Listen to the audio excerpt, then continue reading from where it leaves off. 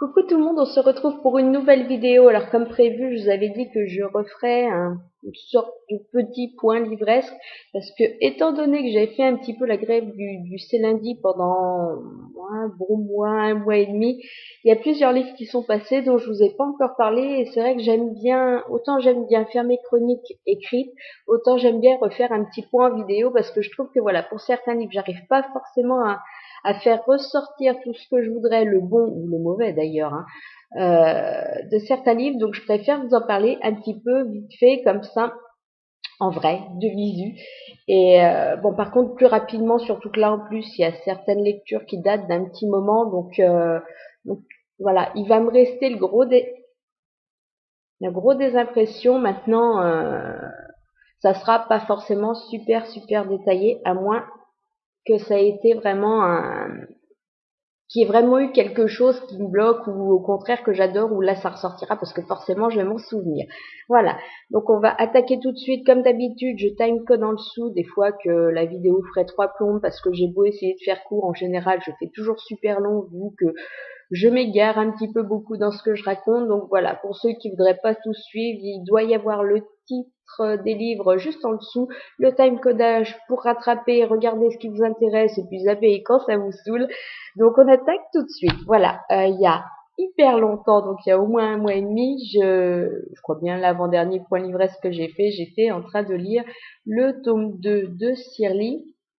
Je suis en train de me demander quand même si j'en avais pas déjà parlé. Bref, on fait comme si c'était pas le cas de toute façon, si c'était vraiment le cas. Le tome 2 de Shirley, donc Le peuple de l'ombre, de Megan Spooner, c'est chez Milan dans leur collection Macadam. Bilan de cette lecture, c'était plutôt pas mal. Voilà, j'avais beaucoup aimé le tome 1, l'univers, même Shirley, voilà, j'avais passé un bon moment et c'est vrai que ce tome 2 est un peu différent, mais pour moi il y a quand même vachement de bon parce que ce que je reprochais un petit peu au tome 1, enfin, c'est pas un reproche, mais c'est vrai que j'aurais pas passé un tome 2 dans la même optique, c'était que voilà, ben Shirley, comme elle s'était fait la malle, sans vous spoiler, hein, parce que c'est un quatrième de couverture du tome 1. Voilà, comme elle était partie de là où elle vivait, elle a quand même passé, je crois bien que c'était divisé en 4 parties, les 3 premières parties du tome un petit peu, beaucoup toute seule ou pas, super accompagnée. Donc il y avait beaucoup de réflexions personnelles, de moments où elle était seule et où il y avait beaucoup de descriptions. Donc c'est vrai que finalement, il me manquait un petit peu cette interaction, voilà, et que ce soit pour parler ou pour agir vis-à-vis d'autres personnages. Eh ben, c'est pas du tout le cas dans ce tome 2, puisque là, elle va en croiser du monde, même limite un petit peu beaucoup trop. Voilà, un tome qui est bien passé, une fin qui donne envie de connaître la suite, de grandes révélations, dont une que même avant d'entamer la lecture, j'étais persuadée à 99,9% que ce serait le cas, mais voilà, ça m'a pas dérangé pour autant dans ma lecture. Maintenant, c'est vrai que peut-être que d'autres ont été très surpris. Moi, ça n'a pas été le cas, mais ça m'a pas empêché de passer un bon moment.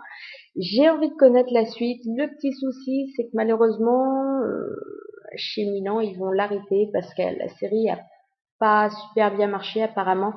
Donc ça fait un peu chier. Bon, je le finirai en VO parce que voilà, en plus c'est une trilogie, donc à un tome de la fin, ça fait un peu chier. On me dirait qu'il y a 5 tomes.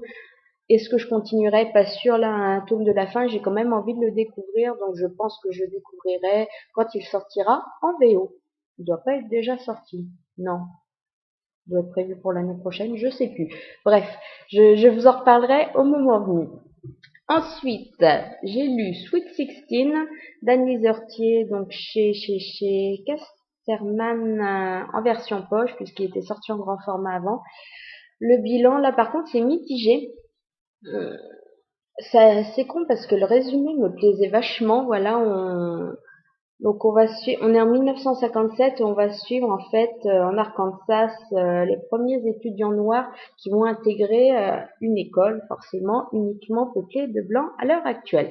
Donc voilà, le résumé me plaisait bien, j'avais vu de bons retours sur ce livre, donc j'étais vraiment impatiente de le lire. En plus, c'est une petite lecture rapide puisqu'il fait 200 et des bananes de pages, donc ça se lit vite, en plus c'est écrit gros.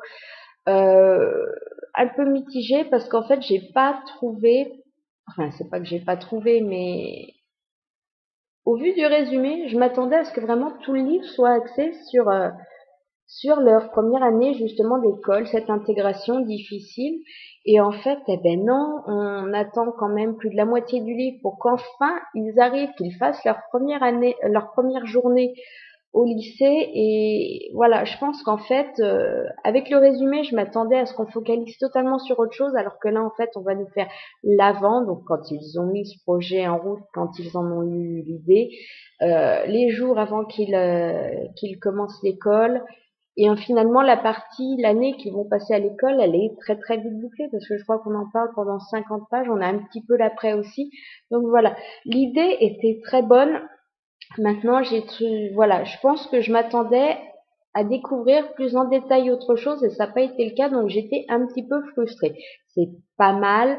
J'ai trouvé quand même un petit peu, alors après c'est peut-être moi qui veux le croire, mais que les réflexions des blancs vis-à-vis des noirs était ça faisait très spectaculaire, très surjoué. Alors c'était peut-être pas surjoué du tout, c'était peut-être la réalité, mais c'est tellement méchant, c'est tellement mauvais, c'est tellement inhumain par moments que je préfère croire, c'est mon côté optimiste, que c'est qu'on en fait un petit peu trop dans le livre plutôt que c'était réellement comme ça. Donc voilà, une bonne lecture.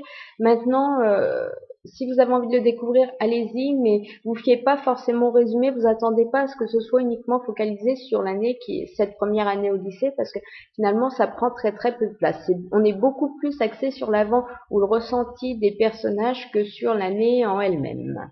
Ensuite, voilà, le tome 3 sortait, donc je voulais découvrir le tome 2 de la sélection, donc l'élite de Kirakas.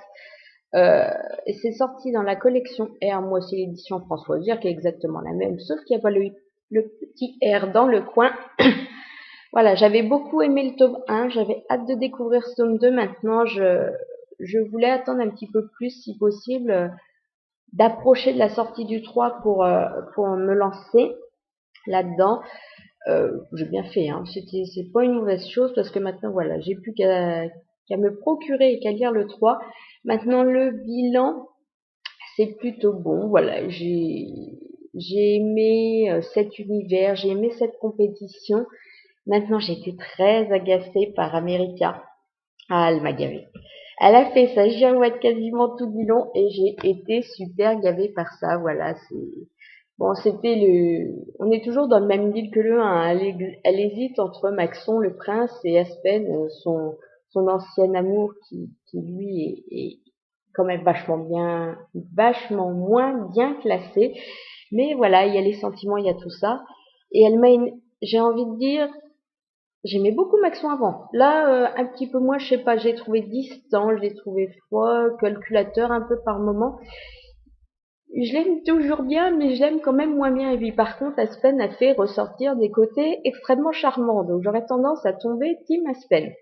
Bref, ce qui m'a gavé, c'est qu'elle change d'avis, comme de chemise.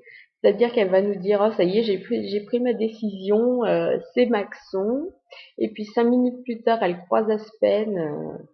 Et puis en fait, oh non, non, non, Maxon, c'est inimaginable, je ne me vois pas princesse, non, non, c'est Aspen que je choisis. Et 5 minutes plus tard, elle recroise Maxon, voilà, elle fait uniquement ça, changer d'avis tout du long. Donc j'avais un petit peu les boules quand même, j'avais envie de lui dire Cocotte, décide-toi, c'est l'un, c'est l'autre, mais arrête de changer d'avis et surtout arrête de nous dire là, j'ai pris ma décision, c'est sûr, je n'en changerai pas pour en changer 5 minutes plus tard. C'est plus ce côté-là qui m'a gavé. Qu'elle soit perdue, je le comprends, mais voilà, nous faire croire qu'elle s'est décidée alors que pas du tout, ça m'a un petit peu gavé. Autrement, un petit peu déçue aussi parce qu'en fait, elles sont 6 quand on commence le bouquin et j'ai pensé que ça allait déblayer.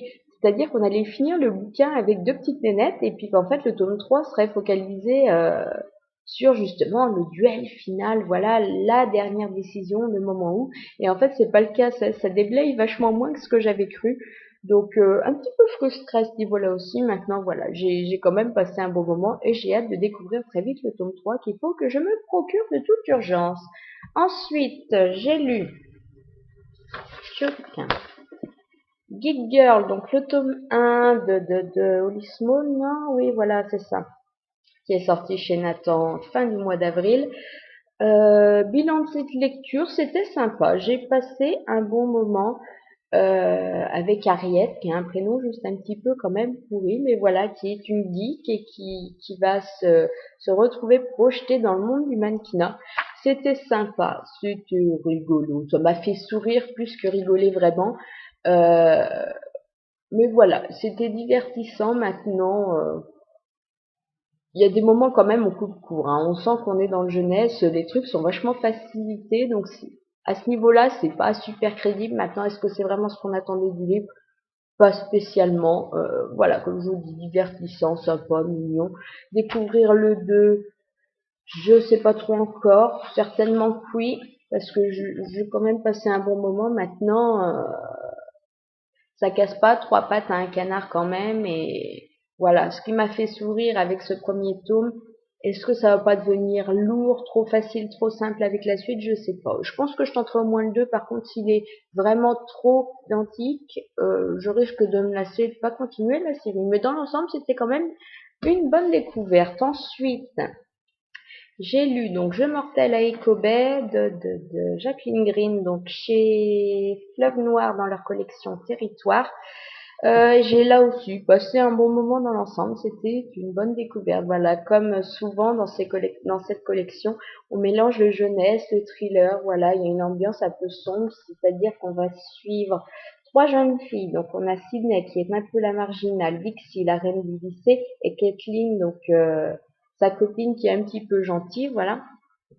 Et ces trois filles, s'il y en a deux qui s'entendent super bien, elles peuvent un petit peu pas trop saquer la troisième qui vit un petit peu en marge, qui est un petit peu différente d'elle, mais enfin bon, jusqu'à là, elles se croisent, elles se disent pas bonjour, elles s'ignorent, donc il n'y a pas trop de soucis, sauf qu'il y a un maître chanteur qui va se mettre à leur lancer des défis et menacer de dévoiler leurs secrets si elles n'acceptent pas ses exigences. Donc au début, elles y croient pas trop, finalement, il leur tombe deux, trois trucs sur le coin de la tronche, donc elles se disent que voilà, en plus sans se concerter les unes les autres à la base. Donc elles vont relever les défis, mais elles vont aussi se mettre à chercher qui peut être le maître chanteur. Donc il y a un petit côté Pretty Little Liars là-dedans, qui est sympa. Ça m'a rappelé voilà un petit peu du déjà vu quand même. Mais surtout j'étais un petit peu frustrée parce qu'en fait je croyais que c'était un tome unique et il s'avère que c'est un premier tome de série. Donc et en plus, je l'avais pas vu avant d'arriver à la fin, où là, ça s'est mis à suivre, ou je sais pas quoi. Enfin bon, voilà. Je pensais vraiment que ça serait terminé là, et ça m'a un petit peu frustrée parce que j'en ai un petit peu marre des séries à rallonge. J'aime bien de temps en temps des one-shots, et je trouve que justement, ça passe d'autant mieux plutôt que s'embarquer dans une série à X tomes. Donc voilà, j'ai passé un bon moment, l'ambiance était sympa, les personnages étaient sympas, l'idée est plaisante. Maintenant, je lirai le tome 2, oui. Par contre, c'est clair que je m'embarque pas là non plus dans une série à 5 ou 10 tomes parce que je décrocherai avant la fin. Surtout que voilà, c'est une belle brique, ça fait quand même 500-600 pages.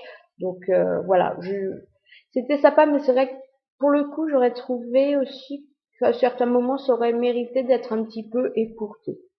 Mais c'était quand même une très bonne lecture, hein. Donc s'il vous tente, allez-y, découvrez-le. Mais voilà, sachez que c'est quand même un premier tome de série. Donc je sais même pas dans combien on s'engage. J'ai regardé un peu sur Goodreads. Il me semble que c'est encore en cours, donc je peux pas vraiment vous le dire. J'ai aussi lu des super épreuves non corrigées toutes pourries. Astra Valley, donc le carnet de gros cul de Sophie Laroche, chez Hachette dans leur collection Bloom. Bonne lecture là aussi dans le sens où le thème était sympa puisqu'on suit, comment elle s'appelle, ça remonte trop là, je risque pas de me souvenir de son prénom. Ah mince, c'est pas lui. Oh. Bon, ça m'embête parce qu'on parlait son mince. Manon, voilà, c'est ça.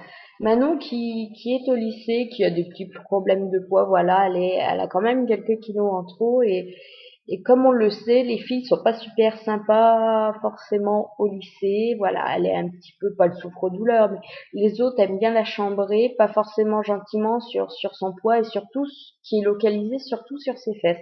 Donc un jour, il va y avoir un petit souci, des méchantes pétasses vont juste photographier son derrière et se balancer la photo dans tout le lycée. Donc elle est un petit peu humiliée et elle le vit mal. Donc elle va ouvrir un blog un petit peu où elle va parler de tout ça et elle va tomber sur une fille avec qui elle va un petit peu se lier d'amitié et elles vont échanger et celle-ci va lui donner une espèce de méthode pour perdre du poids, voilà, de marquer dans un carnet justement euh, un aliment qu'elle ne veut plus s'autoriser et à partir du moment où elle écrit dans le carnet, elle doit vraiment plus y toucher. Donc voilà, on va suivre un peu tout ça. J'ai trouvé l'histoire intéressante parce que voilà, j'ai trouvé qu'elle traitait très bien des problèmes d'image de soi, des problèmes de l'adolescence, du surpoids à cette époque-là. On parle aussi un petit peu d'anorexie à un moment de temps, donc des extrêmes dans lesquels on peut tomber. Là-dessus, c'était vraiment sympa. J'ai trouvé que c'était bien traité. Maintenant, ça m'a pas transporté non plus. Ça reste mignon, gentil. C'est un pas sans surprise, mais enfin, ça reste une lecture simple, assez efficace sur le fond, sur les thèmes vraiment qu'elle aborde. Maintenant, c'était pas non plus hyper transcendant, c'est ça que je veux vous dire. Mais c'était tout de même une lecture qui m'en a appris, voilà. Et en même temps, on retombe un petit peu dans les souvenirs d'adolescence. Bon, j'ai pas été persécutée à l'école, hein, mais voilà, on revoit toute cette époque, lycée, collège, où les gens sont pas forcément sympas entre eux et où voilà, où des petites remarques aussi peuvent vachement influer sur l'image de soi ou la confiance de soi que peuvent avoir les gens. Donc voilà, c'était sympa. Maintenant, comme je vous dis, c'est pas non plus super mémorable. Ensuite, j'ai aussi alors là par contre, c'était vachement bien. Le tome 1 du Cercle des 17, donc de Richard Paul Evans, c'est chez Pocket Jeunesse, c'est sorti le 5 juin dernier. Et je suis super fan de la couverture et j'aimais beaucoup le résumé puisqu'on va suivre donc Michael Way qui qui en fait a des pouvoirs électriques. Il sait pas pourquoi, il sait pas comment, mais voilà. Et il va découvrir en fait un jour une fille dans son lycée qui en a aussi. Et de là, ils vont se lancer un petit peu dans une enquête. Ils vont découvrir qu'en fait, ils ont été les sujets d'une espèce d'expérience et que voilà. Donc ils vont se lancer un petit peu dans ces recherches, sauf que forcément, en lançant les recherches, il y a des gens qui les recherchent, qui vont leur tomber dessus, qui vont un petit peu vouloir les récupérer pour s'en servir. Donc voilà, je vous en ai parlé vite fait, je crois bien l'autre jour quand j'ai fait le UMM. J'avais peur que ce soit très jeunesse, et ben en fait, non, c'est du jeunesse super plaisant, c'est du jeunesse rythmé, fluide, c'est actif, voilà. On plonge dedans et c'est vrai que moi je m'y très vite, voilà, j'étais dans l'histoire, je suivais les trucs, j'avais envie de connaître la suite et je l'ai juste dévoré, voilà. Un tome 1, mais vraiment, c'est super rythmé et c'est vrai qu'on est totalement absorbé dans l'histoire pour peu qu'on accroche, hein, parce que si on n'accroche pas du tout, voilà, mais en plus, j'ai vu que les trois quarts des avis étaient quand même super positifs. La couverture, je m'y fais toujours pas. J'adore ce fond de couleur. Ça, voilà, en plus, ça fait pas jeunesse. Ça correspond parfaitement à l'ambiance du livre et voilà, c'est vraiment une super série. Donc, je vous encourage lourdement à découvrir ce premier tome, savoir si la série vous plaît. Et voilà. Donc vraiment que du bon sur ce livre. Je pense que c'est peut-être plus détaillé. Il faut aller voir mon avis écrit si vraiment vous vous posez des questions parce que là je me perds un peu dans ce que je raconte. Ensuite, toujours chez Pocket Jeunesse, j'ai lu le tome 2 du préquel La Cité des Ténèbres, donc les origines, Le Prince mécanique de Cassandra Clare. Super moment encore une fois passé avec Tessa, Will, Jem et tous les autres. J'avais adoré le premier tome qui me donne vraiment, je retrouve le même côté addictif, les mêmes émotions qu'avec la première trilogie de La Cité des Ténèbres, c'est-à-dire que voilà, c'est actif, c'est rythmé, les personnages sont super agréables. Maintenant, ce deuxième tome, on est beaucoup plus axé dans le triangle amoureux mais pas chiant. Voilà. J'ai un peu de mal en général avec les triangles amoureux, mais c'est vrai que là, c'est un triangle amoureux. c'est compliqué avec la situation parce que Will, voilà, le tome 1, il restait très très mystérieux, on n'en savait pas beaucoup sur lui, et c'est vrai que ce deuxième tome nous éclaire sur plein de choses, et finalement on peut le comprendre, on peut comprendre même des réactions très dures qu'il a pu avoir précédemment ou même là, parce que ça se comprend. Quand on connaît son histoire, quand on découvre tout ça, on comprend ce côté dur, enfin, qu'il essaye d'avoir, de se préserver finalement plus qu'autre chose. Et voilà, c'est... Ah là, j'ai envie de découvrir le 3 grave, parce que là, en plus, voilà, la fin, c'est vraiment fait pour qu'on découvre la suite. Mais voilà, même l'histoire de fond qu'on suivait dans le tome 1, qui reste en fil rouge là, est plus discrète. On avance quand même pas super des masses là-dedans. Mais voilà, ces relations, et il n'y a pas que le triangle amoureux, on est beaucoup plus axé sur les relations entre les personnages, on s'attarde aussi sur les autres personnages, et c'est vrai que j'ai adoré, voilà, ça m'a fait voyager, et l'ambiance, elle est toujours aussi réussie, voilà, dans cette vieille Angleterre, c'est super, voilà, rien que pour l'ambiance et pour les personnages, si vous êtes à jour dans la Cité des Ténèbres, la série originale, je vous conseille vraiment les préquels qui sont très bons. Ensuite, j'ai lu Love Letters to the Dead d'Ava Delera, donc chez Michel Lafon, et là, chez moi, ça l'a moyen fait. C'est-à-dire que sur 300 pages, j'ai vraiment surkiffé les 100 dernières qui sont vraiment rythmées, actives, pleines de révélations. Par contre, les 200 premières où notre personnage, comment elle s'appelle, c'est pas vrai, mais nous raconte son passé. Donc au début, ça me plaisait bien, surtout l'idée de voilà de lettres qu'elle écrit à des personnes décédées. Et à chaque fois, elle fait le parallèle. Voilà, quand elle écrit à Kurt Cobain, elle fait le parallèle avec sa journée ou quoi que ce soit, avec un événement ou une musique ou quoi que ce soit. Donc sur la base, j'aimais beaucoup, sauf que j'ai décroché parce que j'ai trouvé, et c'est dommage parce que l'idée était vraiment bonne, mais j'ai trouvé qu'elle radotait, mais elle revient X fois sur les mêmes événements et surtout elle avance pas. C'est-à-dire que on attend de savoir ce qui s'est passé parce que sa sœur est décédée et voilà, c'est pour elle c'est un exutoire de parler. On attend d'en savoir plus et pendant 200 pages quand même, elle avance pas, elle ne dévoile rien, même pas un début d'indice ou quasiment pas, enfin tellement peu que c'est insignifiant.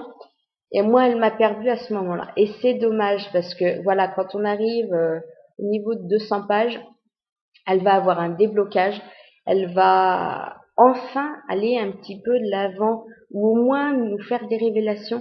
Et là, ça devient super prenant, touchant, mais c'est vrai que pour moi, voilà, le problème, c'est que les 100 dernières pages excellentes, ça a quand même pas réussi à rattraper les 200 premières où j'ai trouvé pas mal de longueur et où je me suis pas ennuyée parce qu'elle est quand même touchante cette histoire, mais où justement ce qui me touche, ce qui aurait pu me toucher, à force de le traîner en longueur ou de le rabâcher, ben, moi ça m'a perdu. Donc c'est dommage.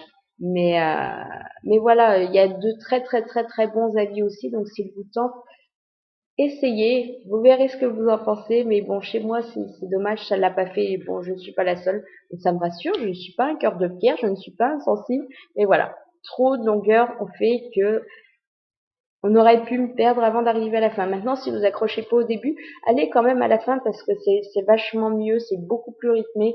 Il y a pas mal de révélations, donc cette fin vaut vraiment le coup et elle est touchante. Mais voilà. Pour moi, il y a un problème de dosage. On a trop traîné sur le début pour arriver à maintenir mon intérêt jusqu'à la fin. Et ensuite, le dernier, j'ai lu Et puis après, donc de Cathy Williams chez Milan dans leur collection Macadam. Petit livre puisqu'il fait 212 pages. Euh, Ce qui m'a un petit peu navré, c'est que j'aimais beaucoup la couverture VO et le changement là pour moi n'est pas super efficace. Alors je sais que dans leur collection Macadam, ils sont en train d'essayer vraiment de changer, des fois de se démarquer des couvertures VO. On l'a vu avec Alf Bad il n'y a pas super longtemps. Euh, Ça peut être une bonne chose. Moi, j'aime bien des fois qu'on change. Maintenant, j'avais tellement aimé la couverture VO avec ce papillon, voilà, qui se reflétait que j'ai, J'ai eu du mal à passer outre visuellement et à ne pas être déçue. Maintenant, l'histoire en elle-même m'a plutôt plu parce que voilà, on parle de fantômes, donc de Paige qui manque de bol est tombé d'un toit, est mort et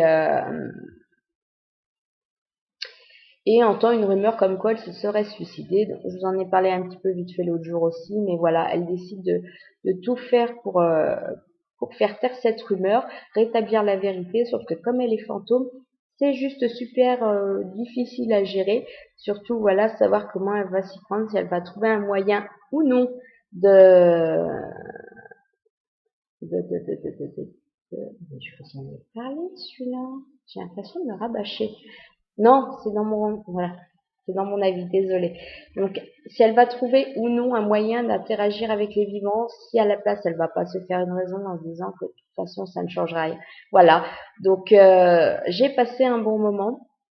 J'ai été surprise, j'avoue que là, il y a un retournement de situation au moment de temps. Je l'avais pas vu venir, alors que normalement, c'est des trucs que je vois venir 3 plombes à l'avance. Donc, j'ai été vraiment agréablement surprise. J'ai passé un bon moment avec ce petit livre.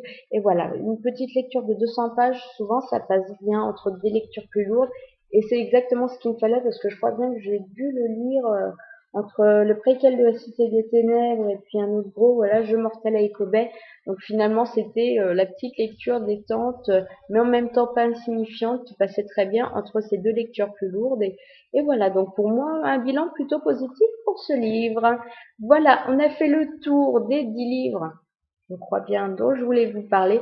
Donc vous voyez, il y a eu du bon, du très bon, même avec le cercle des 17 ou préquel de la Cité des Ténèbres, du moins bon avec Sweet 16 et Love Letters to the Dead et je sais plus quoi, où j'ai quand même un petit peu moins adhéré, mais dans l'ensemble, j'avais eu de plutôt bonnes lectures à ce moment-là. Donc voilà. Je vais pas vous déranger plus longtemps. Si vous avez des petits d'autres questions, s'il y a des trucs où vous voulez que j'éclaircisse un peu, vous laissez, voilà, des petites questions en dessous, je vais essayer d'y répondre assez vite. Sinon, de toute façon, je pense, je vérifie, tous les avis doivent être tombés sur le blog, donc si vous voulez plus de détails, vous pouvez les consulter là-bas.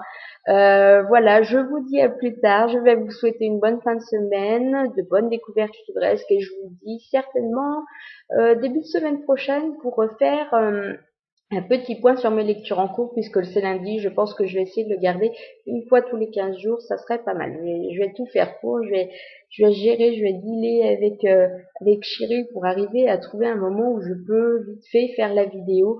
Donc voilà, trêve de blabla, je vous laisse, je vous dis à plus tard et passez une bonne semaine.